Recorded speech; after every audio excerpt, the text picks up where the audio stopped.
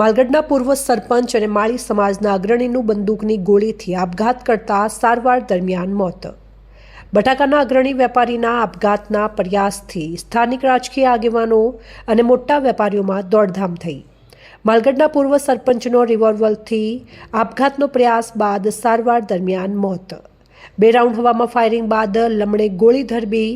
હાલત નાજુક. પોલીસે પુરાવા એકઠા કરવા એફએસએલની ટીમ બોલાવી તપાસ હાથ ધરી.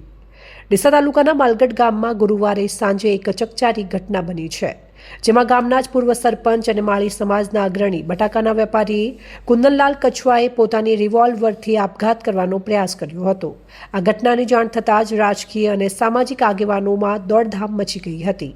પ્રાપ્ત માહિતી અનુસાર કુંદનલાલ કછવા માલગઢ ગામે આવેલા શિવાલય કોલ્ડ સ્ટોરેજ ખાતે ગયા હતા. ત્યાં તેમણે અચાનક પોતાની રિવોલ્વર કાઢીને પહેલા હવામાં 2 રાઉન્ડ ફાયરિંગ કર્યું હતું. ત્યારબાદ તેમણે પોતાના લમણે ગોળી મારીને આપઘાતનો પ્રયાસ કર્યો હતો. ફાયરિંગના અવાજથી આસપાસના વિસ્તારમાં ગભરાટ ફેલાયો હતો. હાજર લોકોએ પોલીસને જાણ કરતા ડીસા તાલુકા પીઆઈ NK વિજુડા ટીમ સાથે તાત્કાલિક આવી પહોંચ્યા હતા. તાત્કાલિક તેમને લોહી લુહાણ હાલતમાં ડીસાની એક ખાનગી હોસ્પિટલમાં ICUમાં દાખલ કર્યા હતા. સૂત્રોના જણાવ્યા અનુસાર કુંદનલાલ કછવાની હાલત અત્યંત નાજુક છે. તેઓ હાલ જીવન મરણ વચ્ચે ઝોલા ખાઈ રહ્યા છે. તેમને વધુ સારવાર માટે અમદાવાદ ખાનગી હોસ્પિટલમાં ખસેડવામાં આવ્યા હોવાનું જાણવા મળ્યું હતું. ત્યારે હોસ્પિટલમાં સારવાર ચાલી રહી હતી. તે દરમિયાન આજે સવારે તેઓએ અંતિમ શ્વાસ લીધા હતા. આ ચકચારી ઘટનાની જાણ થતાં જ ડીસાના ધારાસભ્ય, રાજ્યના નવનિયુક્ત મંત્રી પ્રવીણ માળી તાત્કાલિક ડીસા ખાતે આવેલ ઇસ્કોન ICU હોસ્પિટલ ખાતે દોડી ગયા હતા અને તેમની તબિયત વિશે જાણકારી મેળવી હતી. આ ઉપરાંત માળી સમાજના અસંખ્ય આગેવાનો અને વેપારીઓ પણ ઘટના સ્થળે અને હોસ્પિટલે મોટી સંખ્યામાં ઉમટી પડ્યા હતા. આ ઘટનાની ગંભીરતાને ધ્યાનમાં રાખીને ડીસા તાલુકા પોલીસે સ્થળ પરથી જરૂરી પુરાવા એકઠા કરવા માટે FSLની ટીમને બોલાવી હતી અને કોલ્ડ સ્ટોરેજના CCTV ફૂટેજ પણ કબજે કર્યા હતા. આ ઘટના કયા કારણોસર બની તે અંગેનું ચોક્કસ કારણ હજી સુધી જાણી શકાયું નથી. પોલીસ દ્વારા હાલમાં કોઈપણ નિવેદન આપવાનો ઇનકાર કરવામાં આવ્યો છે. તમામ દિશામાં ઝીણવટભરી તપાસ હાથ ધરવામાં આવી છે.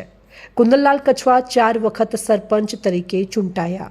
ડીસા તાલુકાના સૌથી વધુ વસ્તી ધરાવતા માલગઢ ગામમાં કુંદનલાલ કછવા 4 વાર સરપંચ તરીકે ચૂંટાઈને પ્રશંસનીય કામ કર્યા હતા.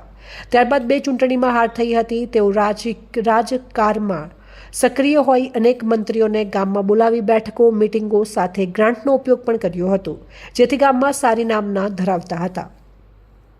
કુંદનલાલ કછવાને કોલ્ડ સ્ટોરેજમાં વિવાદ ચાલતો હતો. કુંદનલાલ કછવાએ 2012-13માં કોલ્ડ સ્ટોરેજ બનાવેલ હતો, જેનું નામ ઉમાજી કોલ્ડ સ્ટોરેજ આપ્યું હતું, જે અમુક વર્ષો બાદ વેચી દેવામાં આવ્યું હતું અને જે સ્ટોરેજ હાલ ત્રીજી પાર્ટી પાસે છે. ત્યારે ડીસાના જાણીતા વેપારીએ હાલ સ્ટોરેજ શિવાલય કોલ્ડ સ્ટોરેજ નામ આપ્યું હતું, પરંતુ આગળના વેપારી સાથે લેવડ દેવડને લઈને વિવાદ ચાલી રહ્યો હતો. ત્યારે આજ કોલ્ડ સ્ટોરેજમાં જઈને પ્રથમ 2 રાઉન્ડ ઓફિસ ઉપર ફાયરિંગ બાદ ઓફિસની અંદર જઈને જોતા જ તેમણે લમડે ગોળી મારી આપઘાતનો પ્રયાસ કર્યો હતો અને નીચે ઢળી પડ્યા હતા. વધુ સારવાર માટે અમદાવાદ ખાતે લઈ જવામાં આવ્યા હતા. ત્યારે ખાનગી હોસ્પિટલમાં સારવાર દરમિયાન છેલ્લા શ્વાસ લીધા હતા.